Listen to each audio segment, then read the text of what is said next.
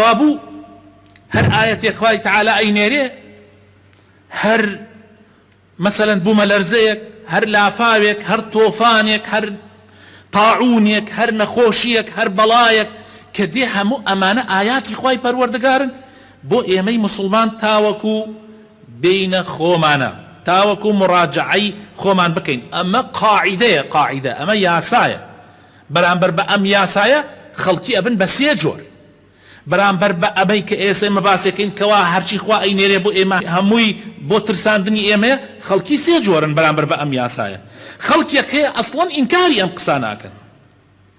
خلقيك هي هر إنكاري كن خلقيك هي كساني سروشتين طبيعين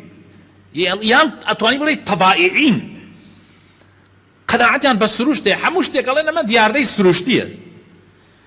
كومل خلقاني كي تريشان كجوري سيمن إيمان داران باوريان هيا بآياتكان يخواي پروردگار ووكو خوي ليتيغن خلقي سي جورن خوش يسكان جوري يكمان كإنكاريكن او حرچي پیغمبران هاتوا حرچي بلغي خوا هاتوا لسحمو سردمكوان إنكاريان كردوا خوي تعالى فرمي وإن يروا كل آية لا يؤمنوا بها هر آية يكببن اوان باوريان بيني حتى لنا ينبا باورنا هنا وقالوا مهما تأتنا به من آية لتسحرنا بها فما نحن لك بمؤمنين ببيغمبر كان يمتوا حرچني آيات من بو بينيتوا حرچني بلغا من بو بينيتوا أتوي السحر مانكي ما باورت بيناك أما جوابي جوري يكم وجوابي بيغمبر كان ينداوتوا جوري دوم كجماعتي سروشتي كانن كهموشتي قالن أما دياردي سروشتيا وخلقي لا يمش يسفير بوين هر كارساتيك دي كبمان ترسيني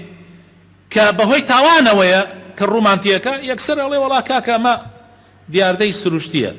خوا بنامام دام طبعا من نكبتيه يعني لسردمي خويا لابن مسعود كاتيك بوملرزيك لكوفي دا وتي خلقينا اما قلي خوايا خوای تعالی گلیتان لیکابین خوتان مراجعی خوتان بکن دوسیه جار لسر یک بوملرزه دای لمدینه پیغمبر صلی الله علیه وسلم لسردمی امام عمر کرد یسر من برا و فرموی مسلمانان